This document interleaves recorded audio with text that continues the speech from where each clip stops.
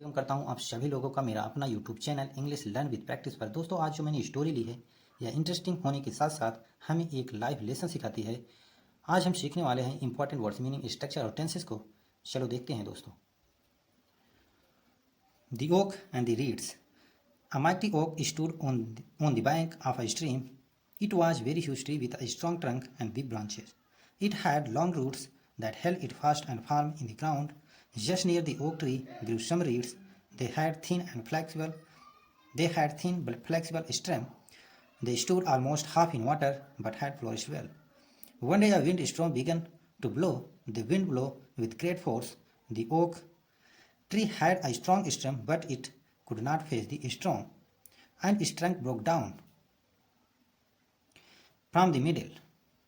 Its upper part got thrown just near the reeds. As for the reeds, they were able to stand the storm without suffering any harm. They were as sound as ever. The broken oak was at a loss to understand the secret. It was very surprised indeed. The oak said to the reeds, "Brother, let me know." अब हम important words meaning देखते हैं, structure भी साथ साथ देखेंगे। Mighty means ताकतवर, Shaktimaan. Okay means एक वृक्ष का नाम है, जैसे यहाँ ओक या एक वृक्ष का नाम है। रीड्स मतलब होता है नरकट, नरकट भी एक पौधा है। यहाँ देखिए स्टे का स्टूड, मतलब ये स्टे का सेकंड फॉर्म है। स्टूड मतलब खड़ा हुआ। बैंक मीन्स किनारा। स्टीम मीन्स जलधारा। यहाँ देखिए इट वाज ह्यूज ट्री, यहाँ देखिए सिंपल पास्ट टेंस का यूज किया गया। सिंपल पास्ट टेंस की हेल्पिंग वर्ब होती है was were. Huge tree means बड़ा वृक्ष। स्ट्रॉन्ग ट्रंक मीन्स मजबूत तना। बिग ब्रांचेज मीन्स लंबी टहनियाँ। यहाँ देखिए इट हैड लॉन्ग रूट्स, यहाँ हैड कुछ होने का सेंस दे रहा है, और जब हैड उसके बाद तुरंत ऑब्जेक्ट हो तो वहाँ कुछ हमें होने का सेंस मिलता है। अगर यहाँ हैव होता तो हमें प्रेजेंट में कुछ होने का सेंस मिलता। यदि विल हैव होता तो हमें फ्यूचर में कुछ होने का सेंस मिलता। लेकिन यहाँ हैड है तो हमें पास्ट में कुछ होने का सेंस देता है। अरे लॉन्ग रूट्स, लंबी टहनियाँ, मतलब लॉन्ग रूट्स मतलब लंबी जड़ें होती हैं। लंबी टहनियाँ यहाँ जैसे कि यहाँ बिग ब्रांचेज, लंबी टहनियाँ इसका मतलब हो गया। लॉन्ग रूट्स मतलब हो गया लंबी जड़ें। हेल्ड, होल्ड का सेकंड फॉर्म हेल्ड मतलब पकड़ी हुई, जकड़ी हुई। फास्ट मीन्स तेज़ी से। यहाँ देखिए ग्राउंड मीन्स जमीन। जस्ट नियर मीन्स होता है पास में, तुरंत पास में, मतलब एकदम सट के। ओक मीन्स मतलब मैंने बता दिया एक वृक्ष का नाम है। ग्रो का सेकंड फॉर्म ग्रीव, यहाँ ये पास्ट में मीनिंग देगी, मतलब पास्ट इंडिफिनिट में चला जाएगा। रीड्स मीन्स मैंने बताया था नरकट होता है। थिन मीन्स पतला। फ्लेक्सिबल मीन्स लचीला। स्टेम मीन्स उपज होती है। ऑलमोस्ट मीन्स पूरी तरीके से। हैड फ्लोरिस्ड, यहाँ देखिए वाटर बट हैड फ्लोरिस्ड, यहाँ पास्ट परफेक्ट टेंस का यूज किया गया है क्योंकि हैड है, हैड के बाद वर्ब की थर्ड फॉर्म है। इसके बाद देखिए दोस्तों स्ट्रॉ मीन्स तूफान होता है। ब्लो का सेकंड फॉर्म ब्लू मतलब बहा, फास्ट इंडिफिनिट में चले जाएगी मीनिंग इसकी। ग्रेट फोर्स मीन्स मतलब ताकत के साथ। हैड स्ट्रॉन्ग स्ट्रेंथ मतलब यहाँ भी देखिए कुछ होने का सेंस दे रहा है। हैड के बाद तुरंत ऑब्जेक्ट है, इसलिए यहाँ पास्ट में कुछ होने का सेंस मिल रहा है। अब आगे देखिए कुड नॉट, ये देखिए हमें पास्ट की एबिलिटी शो करा रहा है। कुड हम तब यूज करते हैं जब हमें पास्ट की एबिलिटी दिखाना हो, और निगेटिव हो तो हम नॉट लगाते हैं, जो कि यहाँ जैसे है निगेटिव दिखा रहा है, सेंस दे रहा है। अब ये ट्रंक ब्रोक मतलब टहनियाँ टूट गई। ब्रेक का सेकंड फॉर्म ब्रोक। टंक मीन्स टहनियाँ मतलब टहनियाँ टूट गई। डाउन मीन्स नीचे। मिडिल मीन्स मध्य में। ये देखो थ्रोन मीन्स मतलब दूर फेंका जाना या फेंक देना। वर एबल टू, देखिए वर के साथ जब हम एबल टू लगाते हैं तो हमें एबिलिटी का शो होता है। कैन की जगह हम वर के साथ एबल टू लगा देते हैं तो ये हमें पास्ट की एबिलिटी शो करता है। और यहाँ देखिए विदाउट सफरिंग, बिना किसी नुकसान के। सफरिंग मीन्स नुकसान होता है। दे वर साउंड, देखिए यहाँ सिंपल पास्ट टेंस का यूज किया गया। सिंपल पास्ट टेंस की हेल्पिंग वर्ब होती है वाज वर, और सिंगुलर के साथ हम वाज लगाते हैं, प्लूरल के साथ हम दे मतलब वर लगाते हैं, जैसे दे के साथ वर आया है। यहाँ देखिए was loss broken, the broken oak was at a loss, जैसे कि यहाँ पैसिव वॉइस में इसका ट्रांसफॉर्म किया गया है। इसको देख अंडरस्टैंड मीन्स समझ जाना।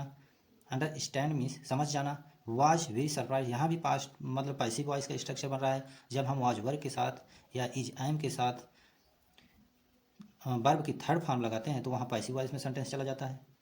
अब देखिए यहाँ से सेड है, इसलिए ये पास्ट इंडेफिनिट में चला जाएगा।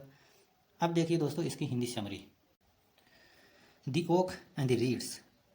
ओक वृक्ष का नाम है और रीड्स मतलब नरकट। ओक और नरकट। A mighty oak stood on the bank of a stream. एक शक्तिशाली ओक खड़ा था एक जलधारा के किनारे। It was huge tree. वह एक बड़ा वृक्ष था। विथ अ स्ट्रॉन्ग ट्रंक, जिसके पास लंबी टहनियाँ, लंबी तने एंड बिग ब्रांचेज, और लंबी टहनियाँ थी। It had long roots. और इसके पास लंबे रूट्स थे, लंबी जड़ें थी। That held it fast. या आप कह सकते हैं इसके पास लंबी एक जड़ थी। That held it fast. और वह पकड़ी हुई थी, जकड़ी हुई थी, फ्रॉम इन द ग्राउंड, जमीन से। Just near the oak tree. और ओक ट्री के तुरंत बगल, जस्ट बगल, ग्रू सम रीड्स। कुछ नरकट बढ़े हुए थे या उपजे हुए थे। They had thin. वे बहुत पतले थे। But flexible stream. लेकिन उनकी उपज जो तने थे वो फ्लेक्सिबल, लचीली थी। They stood almost. वे खड़े हुए थे पूरी तरीके से, हाफ इन वाटर, आधा पानी में। But had flourished well. लेकिन वे अच्छे तरीके से मतलब खिले हुए थे। मतलब लहलहाना या खिला होना, मतलब अच्छे लग रहे थे, हरा भरा थे। One day a wind strong began a blow. एक दिन हवा का तूफान बहना शुरू हुआ। The wind blow. हवा बही विद ग्रेट फोर्स, ताकत के साथ, बहुत तेज से, जैसे आंधी बहती है। The oak tree had a strong stem. जो ओक ट्री का मजबूत उपज थी, मतलब उसकी जो छायादार, गुंबजादार जो उनका मतलब एक घिराव था, उपज थी। But it could not face. वे सामना नहीं कर सकें, फेस सामना नहीं कर सके द स्ट्रॉन्ग, तूफान का। And it's trunk broke down. और उनके ताने टूट गए। फ्रॉम द मिडिल, बीच से, मतलब trunk broke down from the middle, उनके जो तने थे बीच से टूट गए। It upper part got thrown just near. और उनका जो पार्ट था वो जाकर पड़ा रीड्स, नरकट के पास। एज फॉर द रीड्स, इस प्रकार reeds, they were able to stand, वह एबल था, सक्षम था खड़े होने में। द स्ट्रॉन्ग, तूफान से, विदाउट सफरिंग एनी हार्म, बिना किसी नुकसान के, मतलब वो एबल था, सक्षम था बिना किसी नुकसान के खड़े होने में, तूफान, हवा के तूफान से। दे वर एज साउंड एज वर, वो ऐसे लग रहे थे जैसे पहले थे। दे ब्रोकन ओक, टूटे हुए ओक, मतलब जो ब्रिज था ओक का। Was at a loss to understand, उसे नुकसान हुई और वह समझ गया द सेक्रेट, रहस्य को। It was very surprise Indeed, वास्तव में वह बहुत सरप्राइज, आश्चर्यचकित हुआ। इंडीड मीन्स वास्तव में, वास्तव में वह बहुत आश्चर्यचकित हुआ। द ओक सेड, ओक ने कहा टू रीड्स, रीड से, ब्रदर, भाई, लेट मी नो, मुझे जानने दो, मुझे बताओ। How you were able to keep yourself safe in the face of such a storm. You were tender plant of the voyage. I was so strong and huge. I have broken from the middle, but you are as good and fine as you were before. जैसे कि आप लोग पहले जान चुके थे, वह कह रहा था मुझे बताओ कि तुम कैसे स्ट्रांग रहे, तुम कैसे खड़े रहे और मैं कैसे टूट गया। वो नरकट से पूछ रहा था। पहले हम वर्ड्स मीनिंग देख लेते हैं। देखिए वर एबल टू, जब हमें पास्ट की एबिलिटी दिखाना हो, अगर हम कैन कुड नहीं लगाते हैं तो हम वर के साथ एबल टू लगा देते हैं, तो मीनिंग वही देती है, चाहे कुड लगाओ चाहे वर एबल टू लगाओ। हमें पास्ट की एबिलिटी दिखाने के लिए इसका यूज किया जाता है दोस्तों। योर सेल्फ मीन्स अपने आप, face of such a storm, इस तरीके के मतलब तूफान का सामना करना। टेंडर मीन्स नाजुक, प्लांट्स मीन्स पौधे होता हूँ। वेरियाज मीन्स जबकि। I was show strong as, जैसे यहाँ पास्ट सिंपल पास्ट टेंस का यूज किया गया है। आई हैव ब्रोकन, यहाँ देखिए प्रेजेंट परफेक्ट का यूज किया गया है दोस्तों, क्योंकि बी ई का मतलब हैव होता है और उसके बाद जब मेन वर्ब की थर्ड फॉर्म आती है तो वहाँ past indefinite, past perfect tense होता है। उसके बाद देखिए वर बिफोर, यहाँ सिंपल पास्ट टेंस का यूज किया गया है। अब इसकी हिंदी समझिए, देखिए how you were able to keep yourself, तुम कैसे सक्षम रहे, कैसे अपने आप को बचाने में, सेफ मतलब बचाने में सक्षम रहे। In the face of such storm, इस तरीके के स्टॉर्म को, मतलब तूफान से कैसे अपने आप को बचाने में सक्षम रहे, तो मुझे बताओ। मतलब वो ओक पूछ रहा है नरकट से। अब आगे देखिए you are tender plant whereas, तुम एक नाजुक पौधे हो। वेरियाज जबकि I was so strong and huge, जबकि मैं बड़ा और मजबूत हूँ। I have broken from the middle, I have broken from the middle, मैं बीच से टूट चुका हूँ। But you are as good as fine as you are before, लेकिन तुम वैसे हो जैसे पहले थे, पहले अच्छे थे वैसे तुम अब भी हो। It is not very difficult to follow, या मतलब नरकट क्या कह रहा है उससे, या मतलब वेरी डिफिकल्ट, यह बहुत कठिन नहीं है फॉलो करना ऐसा। Mister oak, you are very proud of your strength.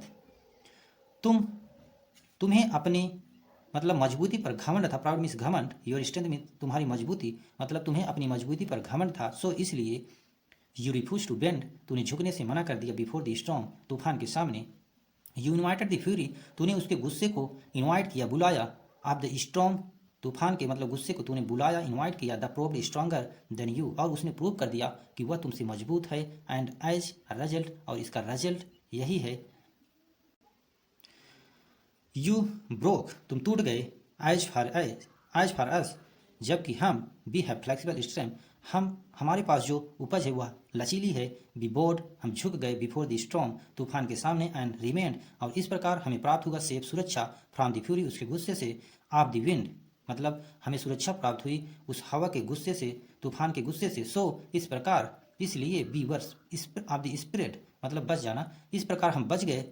Replied the reeds, इस प्रकार रीड ने ओक से कहा। मतलब इतना जो कहानी बताया ओक ने, रीड्स ने ओक से बताया। अब आगे देखिए, the oak came to realise, और ओक को यह एहसास हो गया इट ऑफ द मिस्टेक, गलती का। And praised the wisdom of reads, और प्रशंसा किया रीड्स के, नरकट के, मतलब बुद्धिमत्ता का। अब इसमें जो हमें एक सीख मिलती है दोस्तों, जैसे लिखा गया, मोरल मीन्स नैतिक, मोडेस्टी मीन्स नम्रता, विनम्रता, सेव्स मीन्स बचाते हैं, वन मीन्स प्रत्येक को, फ्रॉम हार्म मतलब नुकसान से। मोडेस्टी जो होती है बचाती है प्रत्येक को नुकसान से। दोस्तों इस स्टोरी का यही सेंस है कि हमें घमंड नहीं करना चाहिए, हमें हमेशा विनम्र और दयालु होना चाहिए, ताकि जैसा टाइम हो हम उसी तरीके अपने आप को ढाल सकें। और जब हम घमंड करते हैं तो कोई ऐसा टाइम आता है जो हमको तोड़ के रख देता है। और इसलिए हमें लाइफ में कभी घमंड और प्राउड नहीं करना चाहिए। हमें हर एक इंसान के साथ ह्यूमैनिटी, जैसे ह्यूमन बिहेवियर होता है, हमें इंसानियत के साथ जीना चाहिए।